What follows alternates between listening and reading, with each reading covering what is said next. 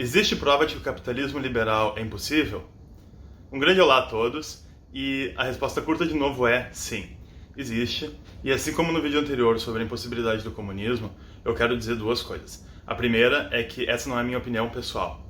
Eu não estou aqui para argumentar alguma coisa ou para dizer a minha opinião pessoal. E a segunda é que, de novo, a palavra economia não é para assustar vocês, porque eu vou explicar para vocês de um jeito fácil de entender, de novo, aquele método de usar na nossa própria vida. Então, como que isso funciona para nós? Agora, o que é o capitalismo liberal? Bom, no site do Instituto Liberal, eles definem o liberalismo como um conjunto coerente de ideias e princípios, baseado na defesa da liberdade individual nos campos político, econômico, religioso, intelectual, etc. Mas a gente sabe que liberdade é um conceito abstrato, então não faz sentido definir nesses termos, porque, bom, qualquer pessoa que conseguir me definir liberdade ou conseguir explicar para mim o que é liberdade, boa sorte. E também não venham com essa de que a liberdade de um acaba quando começa a liberdade do outro, porque isso é uma frase que não faz sentido nenhum. Então vamos definir o liberalismo econômico como uma ideologia baseada na organização da economia em linhas individualistas, rejeitando o intervencionismo estatal, o que significa que o maior número possível de decisões econômicas são tomadas pelas empresas e indivíduos, e não pelo Estado ou por organizações coletivas. Então o argumento principal é o seguinte: o capitalismo ele destrói as instituições que possibilitaram o capitalismo em primeira parte. E essa demonstração vem de Joseph Schumpeter, do livro Capitalismo, Socialismo e Democracia, de 1942. Bom, quando a gente sai de uma economia feudal para uma economia capitalista, a gente introduz o capital como base da economia. Então tudo gira em torno do capital. Isso significa que antes tinha lá o fazendeiro, que tinha sua família no campo e produzia seu alimento, e se alimentava daquilo, trocava com pessoas, e sim existia dinheiro, mas eram relações muito pessoais. Tu poderia trocar alimentos por outras coisas, não precisaria ser tudo através do capital. Até que entrou o capitalismo, e o capitalismo ele depende de uma coisa, ele depende da inovação. Então no momento que entra o sistema capitalista, tem uma coisa que é necessária, que é a inovação, o empreendedorismo. Então ele até fala disso, se vocês quiserem pesquisar, da destruição criadora. Ou seja, novas ideias elas vão surgindo e vão botando ideias antigas para fora de uso. Um grande exemplo disso, por exemplo, é a Blockbuster, que surgiu alugando DVDs e depois saiu de mercado porque novas tecnologias foram surgindo e tiraram ela do mercado. A economia ela não é estática, tudo depende da inovação. E vão surgindo novas ideias, novos produtos e os antigos vão sendo substituídos. Só que a grande diferença do capitalismo é que ele desenvolve um racionalismo nas pessoas. Ou seja, tu não mais pensa na questão da tua fazendinha, das pessoas que tu conhece. Tu agora vai pensar em relação a dinheiro. Vai ser um cálculo racional. Ou seja, o que vale mais a pena. E ele fala até isso como uma coisa boa. Ou seja, é bom que as pessoas virem racionais. É bom que as pessoas comecem a contabilizar suas coisas. Só que ela entra num nível de certa patologia. Então, hoje em dia as pessoas pensam, inclusive, a decisão de ter filhos, baseadas no racionalismo econômico.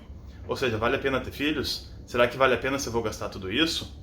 Todas as decisões a gente vai tomar com base econômicas. E essa é a tendência capitalista. Quando o dinheiro ele vai entrando na vida, as decisões são feitas racionalmente através do capital. Então é o dinheiro que vai guiar as coisas. Ele vai ser o último princípio que vai definir o que a gente vai fazer.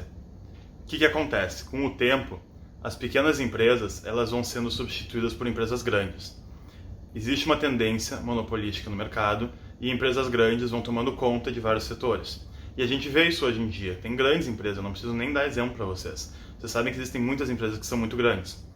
E isso, com o tempo, acaba substituindo o papel do empreendedor para a pessoa que trabalha na empresa empreendendo pela empresa. Agora, qual é o problema disso? O problema disso é o seguinte: no momento que tu tem uma empresa muito grande, tu tira as instituições que desenvolveram o empreendedorismo. E assim a gente vê o seguinte: então, essa racionalização ela vai tomando conta da nossa vida.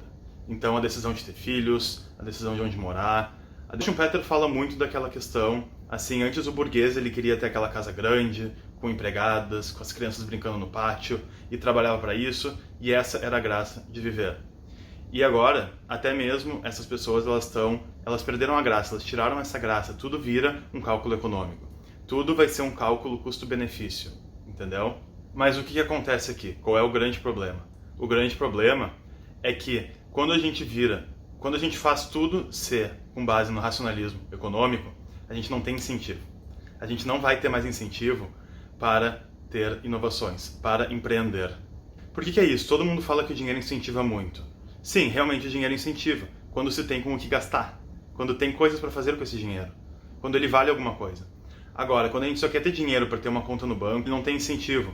A destruição desses valores, da graça nesses valores, ela vai acabar com a vontade de empreender. A gente não vai ter mais incentivo. E a gente vê isso muito acontecendo nas grandes empresas.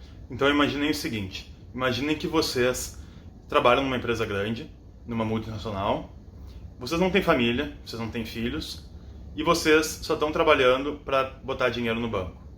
Qual é o incentivo que tem isso? Qual é a graça disso? Qual é o incentivo que vocês vão ter para inovar, para criar coisas, para seguir com esse ciclo da economia, esse ciclo de destruição criadora? Ou seja, esse ciclo que vai criando novas tecnologias para substituir as antigas. Então, com o tempo, a gente vai perdendo incentivo. E esse incentivo é a base da economia. A gente vê aí que a razão econômica, ela não pode ser o fator que lidera, o fator que move.